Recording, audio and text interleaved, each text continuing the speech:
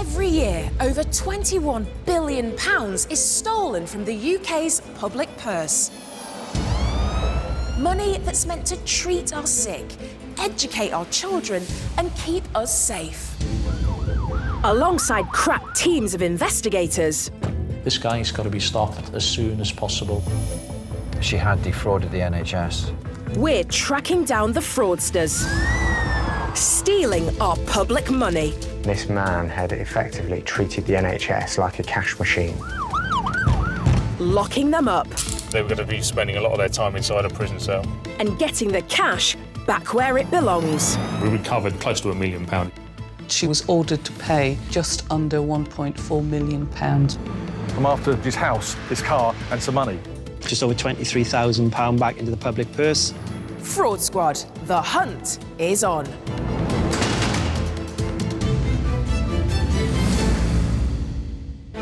Today, a devious dentist who fleeces his patients and the NHS to pay for holiday homes and his love of luxury cars.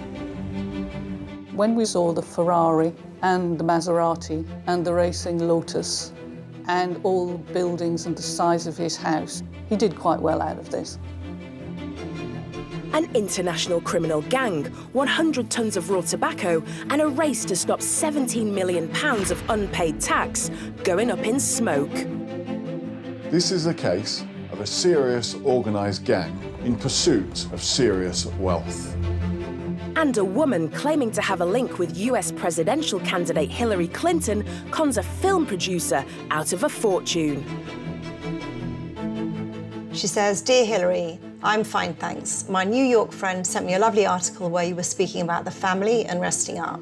I hope this is exactly what you are doing." To make it real, there had to be layers of deceit. Unfortunately, the producer was sucked into it and was duped.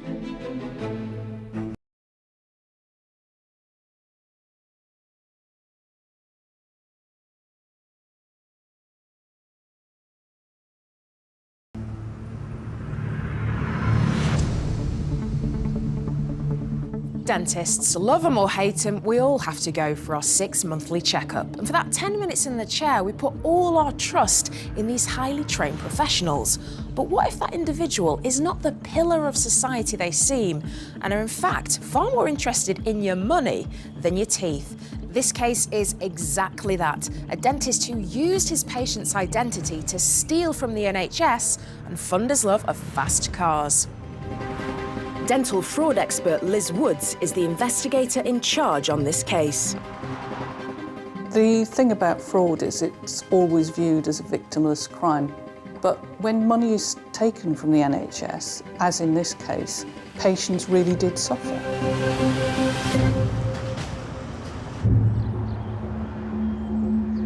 Hindhead in Surrey, a pretty village nestled amongst rolling woodland. It's home to a popular dental surgeon and pillar of the community.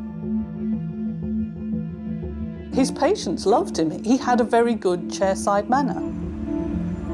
His dental surgery is located in the heart of the village.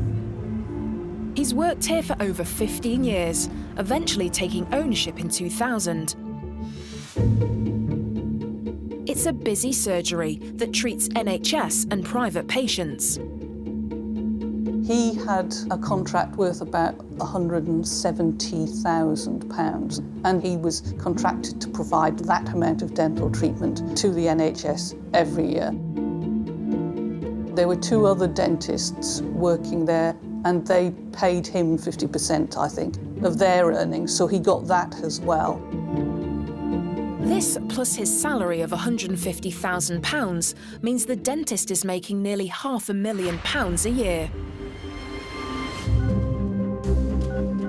The case first started when an anonymous call was received, basically saying that a dentist had been charging patients privately but putting claims through the NHS for the same work. Apparently, he's been doing it for years. Obviously, for people like me, that's ka-ching, because that means quite a lot of money.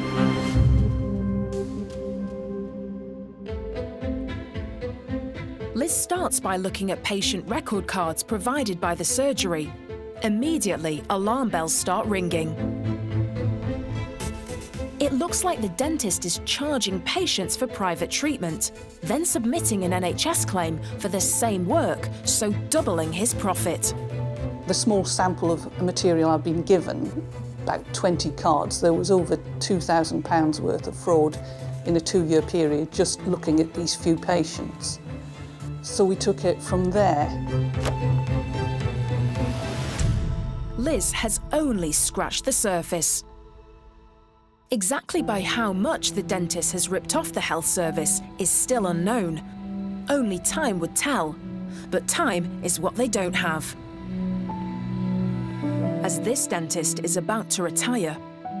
We had to arrest him very early because we were told that he was planning to sell his surgery and possibly move abroad.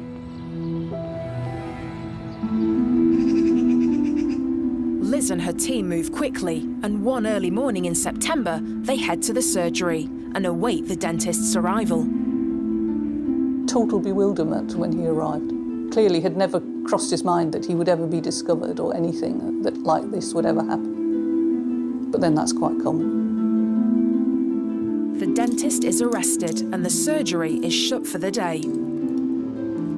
The forensics team searches the premises, copying computer files and taking all patient records. Escorted by police, Liz takes the suspect to his house, a £2 million mansion. But this plush property isn't his only extravagant purchase. When we saw the Ferrari and the Maserati and the racing Lotus and all the buildings and the size of his house, he was well off. He did quite well out of this. And it's all funded by fraud. As the house is searched, more evidence appears of the dentist's wealth. We found paperwork relating to a recent purchase of a property in the south of France and realised that he owned several other properties in the UK.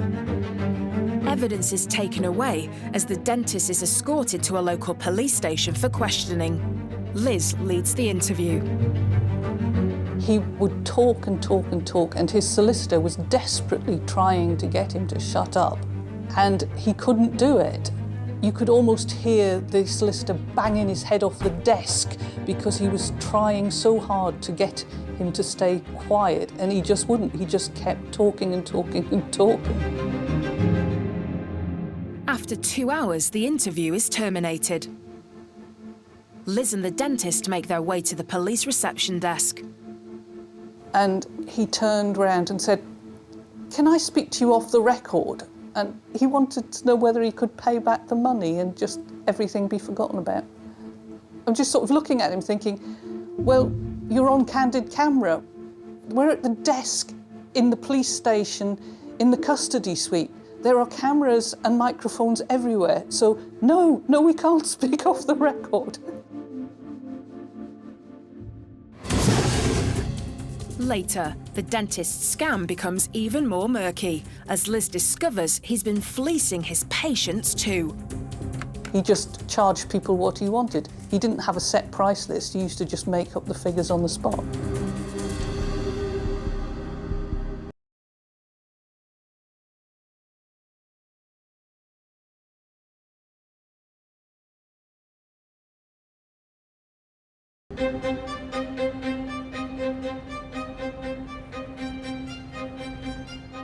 In their quest for cash, con artists are becoming more creative, their scams more sophisticated. But once they've chosen their next victim, they use the same age-old trick. First they win your trust, then they steal your money. And no matter how savvy we think we are, no one is immune to their charms. As award-winning documentary maker Kate Blewett learns to her cost when she falls victim to a fantasist fraudster. She groomed and groomed and groomed us all. This fraudster conjured up a lie so big, it leads to an 18-month investigation, costing the taxpayer tens of thousands of pounds. She's claiming to be friends with none other than Hillary Clinton. She says, "Dear Hillary, I'm fine, thanks. My New York friend sent me a lovely article where you were speaking about the family and resting up. I hope this is exactly what you are doing. This con artist duped everyone into believing she can provide exclusive documentary access to the presidential candidate. She's convincing, and that's why she's so good at being a fraudster. All to get her hands on thousands of pounds and an all-expenses-paid trip to New York. All these people were hanging on every word she said. I'm the only one who can deliver this. Of course, it was too good to be true. But her fantastical web of lies... There were 2 punctuation errors in it which would never, ever, ever come from Hillary Clinton. ...would be her undoing. Nothing was found linking Hillary Clinton with her. Nothing at all.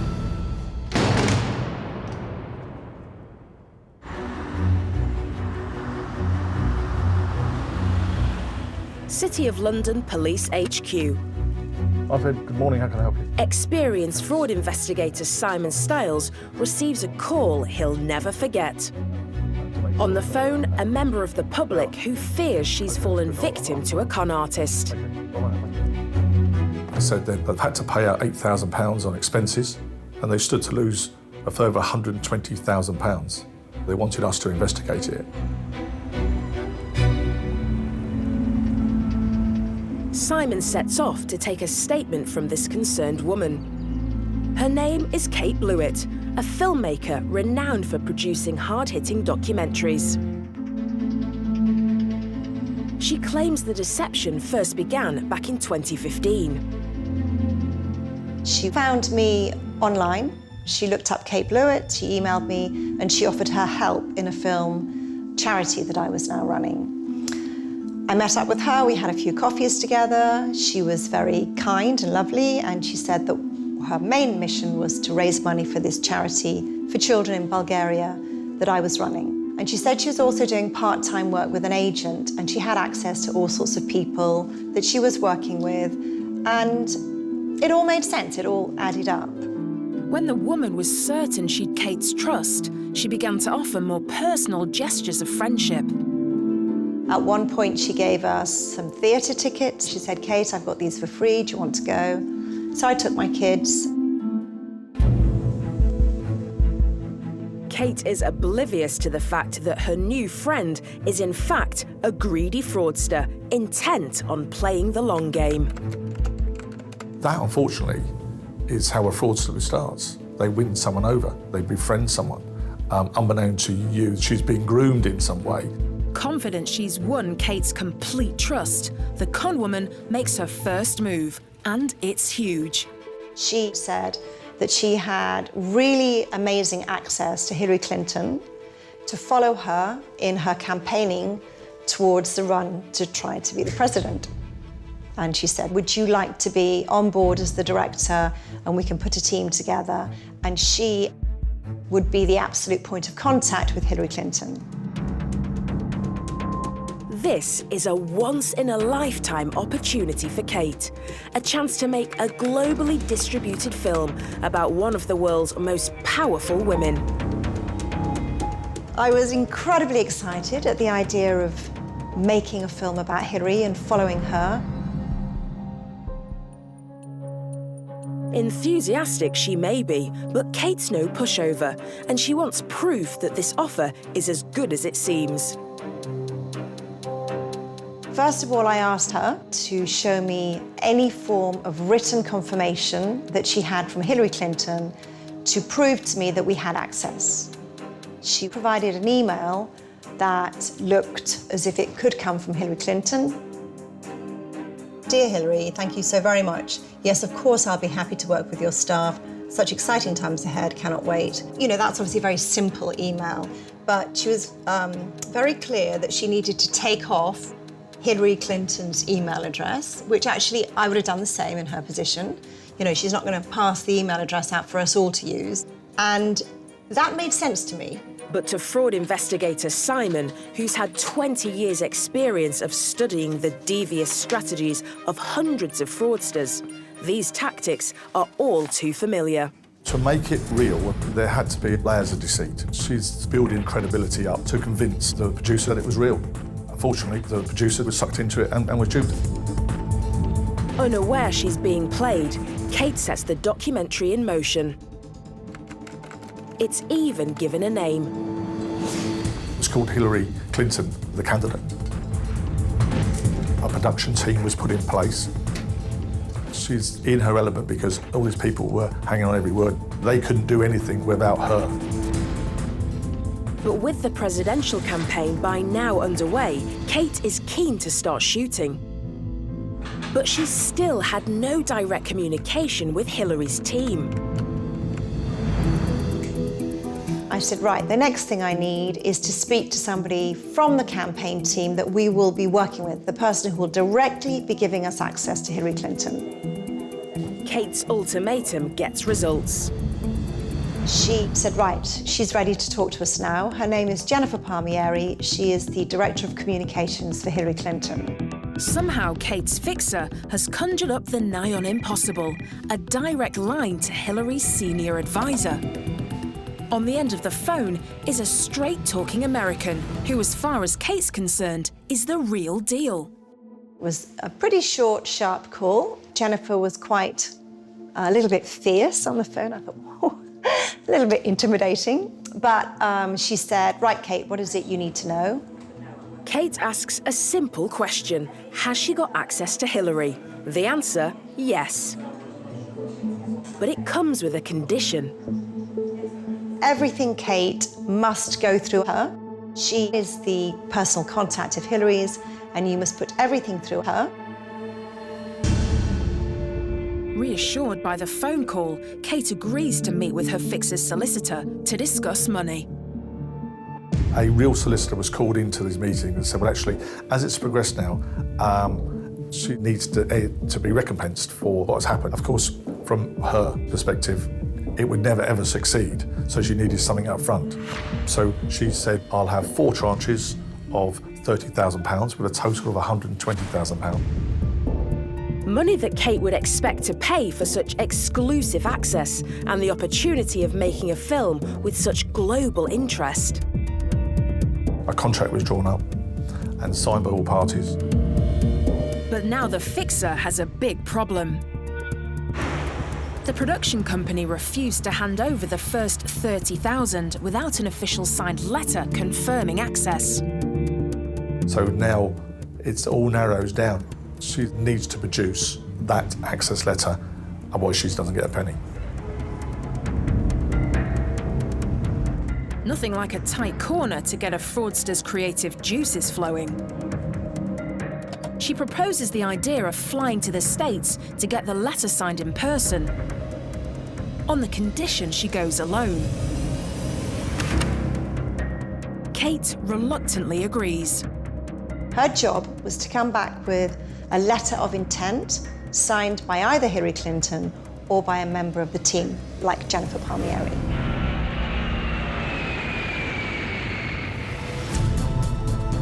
This house of cards comes tumbling down when the true identity of the woman behind the voice of Jennifer Palmieri is revealed. She was calling out the numbers in a bingo hall. She had an American accent. She employed her in the role of Jennifer Palmieri. You couldn't write this script.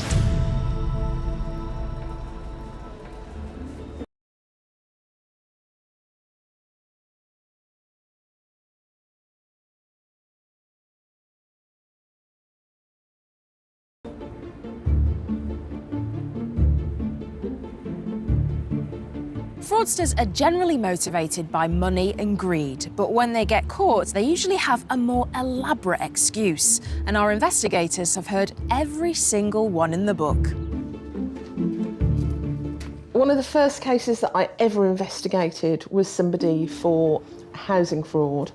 We invited him in for an interview under caution, and we put all the evidence before him, and we said, did you sign this? Did you sign this? And he said, oh, it wasn't me, it was my twin brother. We did have a claim where a policyholder was claiming for vehicle damage, and they gave us an image of this damaged vehicle to support the claim they were making. But on investigation, we found out they'd actually just pulled this from Google Images. So we invited him in with his twin brother, and about 2 weeks later, he came back in and he said, "Oh, hi, I'm the twin brother of X," and it was quite clearly the same man.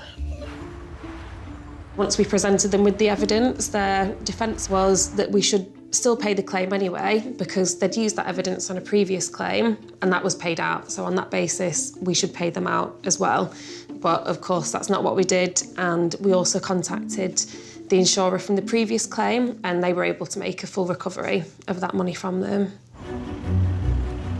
The worst excuse I've ever heard from a fraudster was a well-paid GP who genuinely believed it wasn't that bad to take money from the NHS. He was almost entitled to it.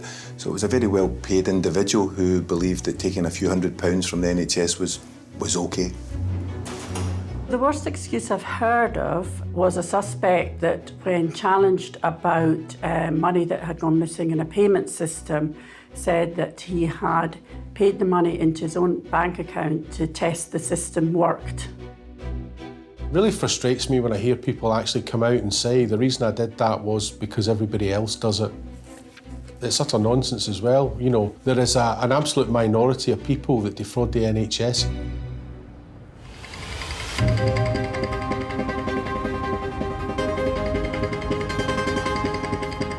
A respectable dentist is suspected of stealing hundreds of thousands of pounds from the NHS to fund a millionaire's lifestyle of posh houses and fast cars. Liz Woods is the investigator running the case. With the dentist out on bail, she starts to painstakingly go through all the evidence gathered from his surgery, focused on unravelling the extent of his crime. There was always going to be something else going on, and when we actually got down to looking at his claims much more carefully, we discovered that he was claiming for babies and he was claiming for stuff he'd done on children that hadn't actually happened. This is a claim for a child, a little girl who had a filling on the 27th of August 2008. There's the date of her treatment, there's the reference number, and right down here it says she had a filling. But if I look on her patient record card, which was found behind the reception desk at the practice on the 27th of August 2008, it says she only had an exam. It doesn't say anything about a filling. So this is where the false claim has been generated from. Interesting thing though, if I look at her brother and the treatment that he received on the 27th of August 2008, he also had a filling. But if I look at his patient record card, again, it only says exam. It doesn't say anything about filling. And actually, when I looked through the claims for these two children in detail, on 3 separate dates, both children had fillings on the same teeth. 3 times in a row, it just doesn't happen. So again, this is a fraud. Obviously, the size of the fraud and the things that we were looking for got much bigger. As Liz digs deeper, there's a new revelation. It appears the dentist isn't just stealing from the health service, he's stealing directly out of the pockets of his own private patients. He just charged people what he wanted for the work, by and large. He didn't have a set price list, he used to just make up the figures on the spot. I do find it hard sometimes when you realise that people have been ripped off, patients have been ripped off, or patients have been treated badly. That always annoys me. Word about the allegations of fraud quickly spreads through the village, and the news divides the close-knit community. After the fraud came to light and his contract was taken away, they couldn't just hand over the money to somebody else. They actually had to do a full audit, which took time and cost money and meant that the NHS dental provision in the area was reduced for quite some time. Some of the patients in this case did get quite upset when they'd been quite hard up at the time and they could have done with the money, and that sort of thing really upsets me. While others would not believe that their beloved dentist could do any wrong. Some people just wouldn't accept that this had happened and that he was actually guilty. We got a letter from somebody saying, he's a lovely man, he's wonderful, and I trust him implicitly. You think, yeah, all right, but he's used your name to commit fraud against the NHS, sir. Fraudsters have got to be convincing, they've got to be likeable generally, because they're trying to deceive people, and what better way to do it? Eventually, after 18 months and the investigation of 18,000 patients' records, the dentist appears in court, charged with 37 counts of false accounting and fraud against the National Health Service. It was somewhere he never expected to find himself. I think being caught was a massive shock, and actually having in the end to plead guilty and to admit what he'd done was very difficult for him.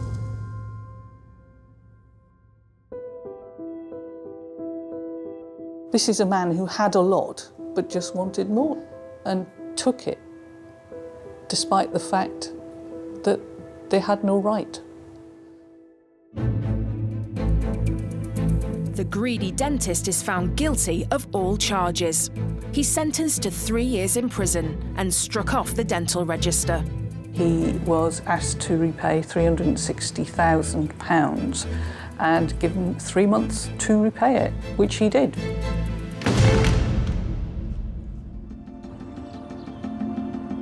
The dentist may have paid his dues, but the community will always feel betrayed by someone they'd held in such high regard. Thankfully, the dental surgery is now under new ownership and once again serving the residents of Hindhead.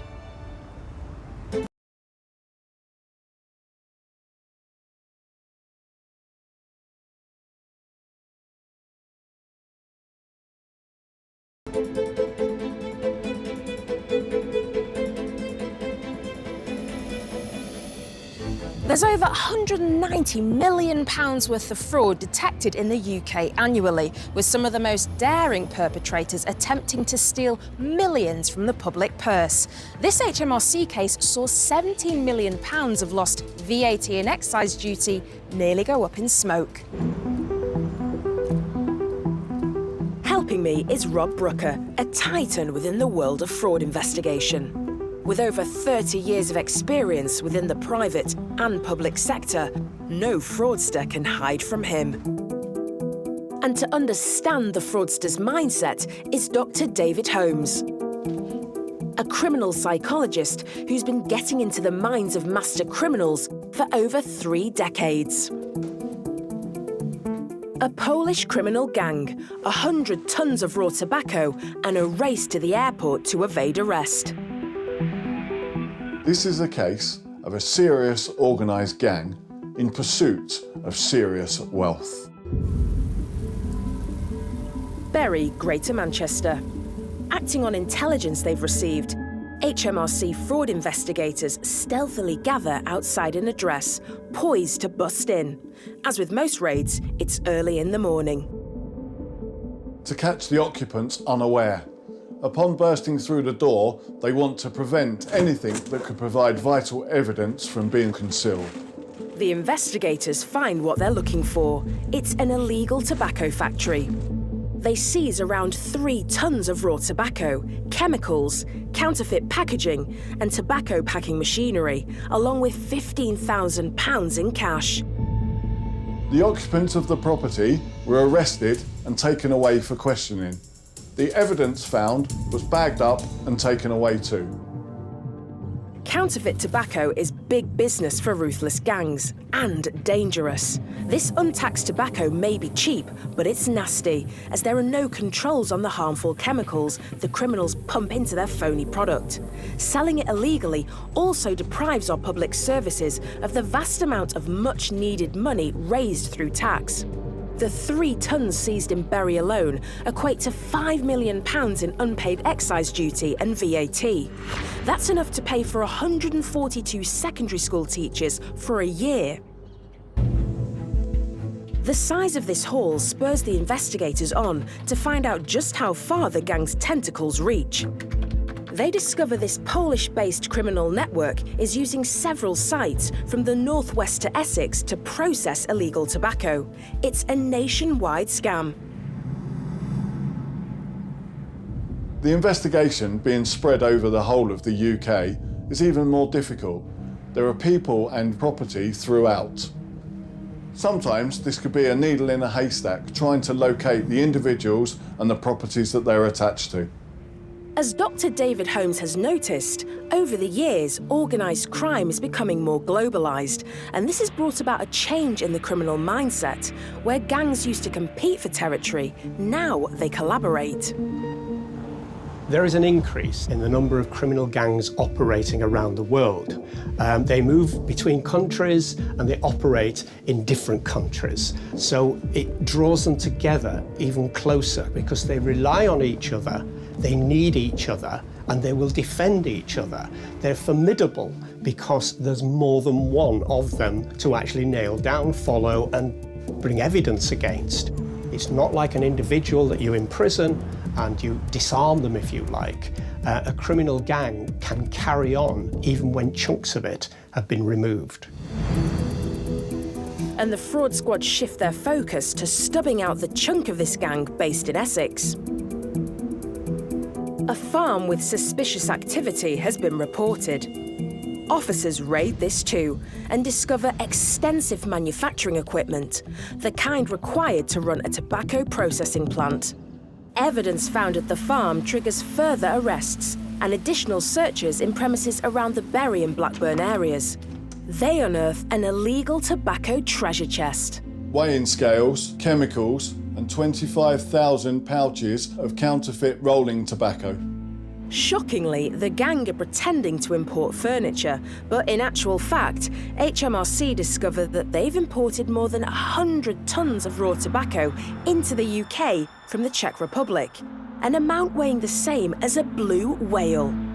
If all this counterfeit tobacco had been sold, it would have meant a potential tax loss of £17 million. The seized cash was forfeited to the Crown under the Proceeds of Crime Act. The fraud investigators put 3 key perpetrators on trial: 32-year-old Lucas Powelets, 37-year-old Hubert Jankowski, and ringleader, 41-year-old Robert Uzdeniak. But that's not the end of the case. It's not unusual for suspects in cases like this to go on the run.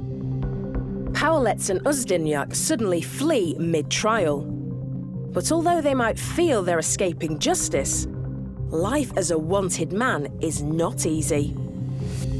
Being on the run is very difficult. It usually will rely on contacts. You can rely on them for, a couch or somewhere to stay, at least, and not be reported to the police. They think the further they go, the safer they will be. And as for these men, that means abroad. Uzdeniak manages to make it out of the country, but Powelets is caught trying to board a flight at Doncaster Airport. He and Hubert Jankowski stand the rest of their trial. They are sentenced to 4 years in prison each. But Robert Uzdeniak certainly isn't forgotten. An international warrant is put out for his arrest. He's on the run for over a year, but the authorities still smoke him out.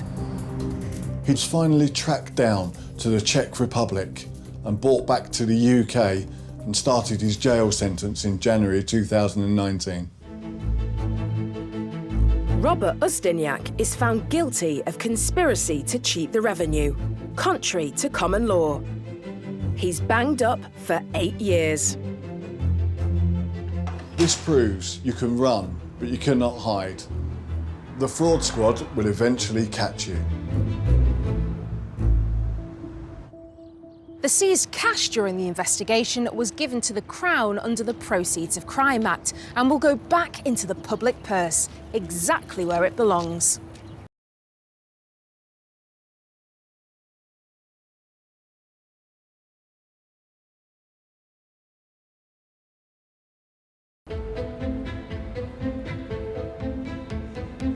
Some fraudsters like to swindle, steal and scarper.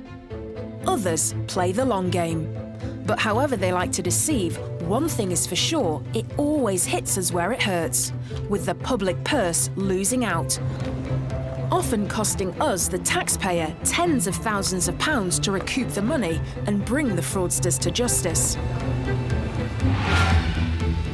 A con artist has convinced respected filmmaker Kate Blewett that none other than Hillary Clinton has agreed to a fly-on-the-wall documentary being made about her presidential campaign. But in order to be paid for this too-good-to-be-true access, she must provide agreements signed by Hillary's team. So she's jetted off to New York City. Her job was to come back with a letter of intent signed by either Hillary Clinton or by a member of the team, like Jennifer Palmieri. She needs to produce that access letter, otherwise she doesn't get a penny. Little does Kate know that it's all a flight of fancy. For the next 10 days, the con artist is lording it up in a luxury top-end New York hotel and telling the worried production team back home exactly what they want to hear. In the time she was there, she gave us feedback on where they were, what they were doing, how it was going, who she was having lunch with in terms of the campaign team. And again, it kind of stacked up. And so did the expenses. Receipt from a restaurant in 8th Avenue, New York, $60, and recorded at the top of it was late lunch with Robbie.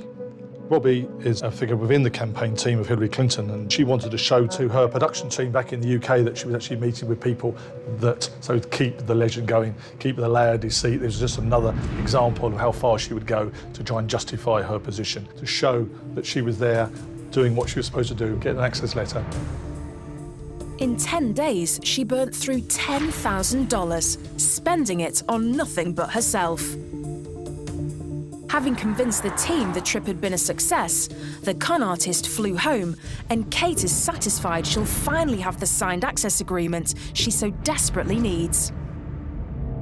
She touched down in Glasgow and immediately received a call from Kate Blewett and her team. And she gets straight to the point. Access letter, please. The response she gets is a shock. She said, right, I've got it, but it's in my bag. I'm not feeling great. I've got a spider bite. I need to go to the local A&E to be looked at now.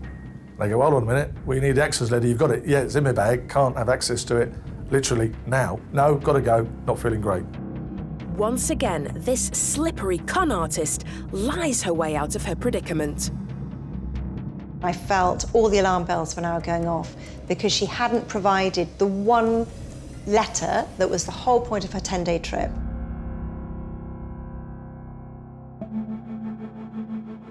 Then Kate's so-called fixer completely falls off the radar for 48 hours. 2 days later, she re-emerged and she sent us the letter of intent. On the email, it was 11 o'clock at night, I remember it vividly, I looked at it and I felt sick. I knew that this was not real. This email, purportedly from Hillary Clinton herself, is an embarrassing forgery. It's a letter that basically has the Hillary Clinton campaign logo at the top. And it says, "This is to confirm your full access to my campaign. You will be working closely with Robbie and Jennifer as our agreement. Yours, Hillary Rodham Clinton." The second I saw this, I knew immediately the whole thing was an absolute fraud.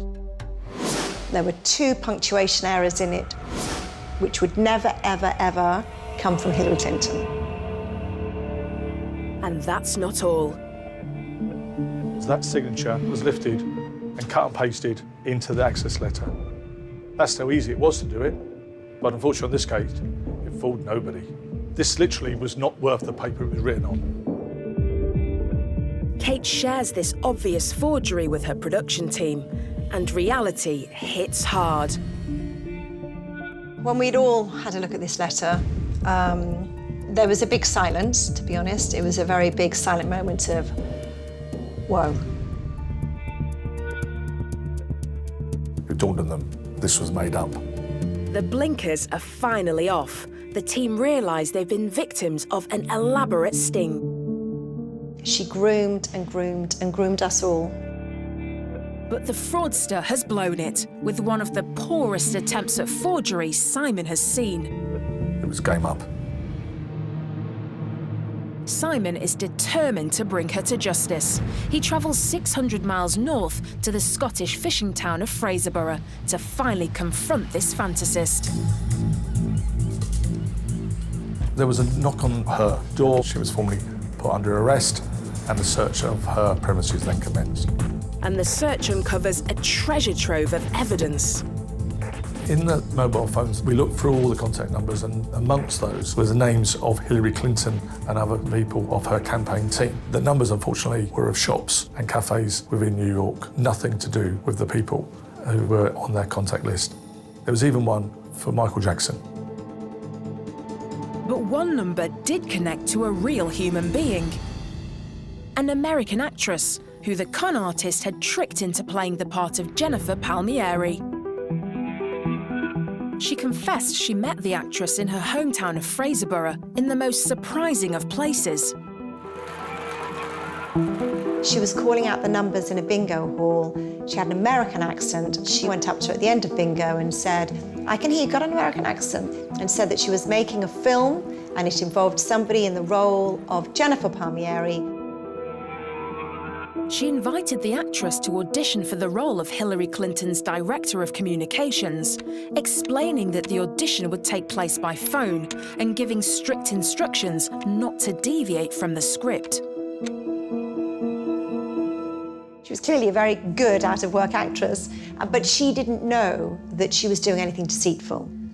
I mean, you couldn't write this script. You couldn't write this script because it's, you know, you would laugh out loud at the idea of that happening, but it really happened. She got her in a bingo hall.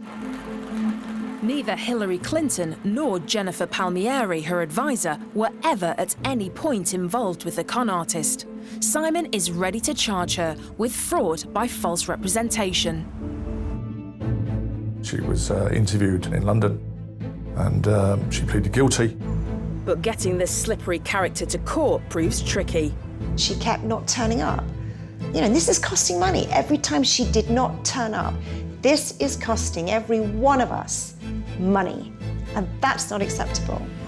Costing the public purse tens of thousands of pounds, it takes a year of hard work by the police to finally put the con woman in the dock. But on the 10th of November 2017, finally, it's Judgment Day. She was sentenced to 44 months imprisonment. She paid the price, and now she's sitting in jail.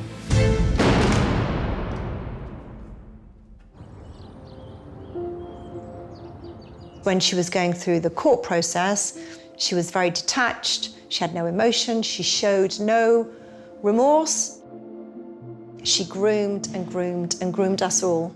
This fantastical tale of deception is a lesson to every single one of us. It shows how easy it is to be duped. The fraudster will prey on someone's trustworthiness, but also there's a message out there that the City London Police will do something about it. You're not going to get away with it. And if you are caught, you go to prison, like she has done for a long time.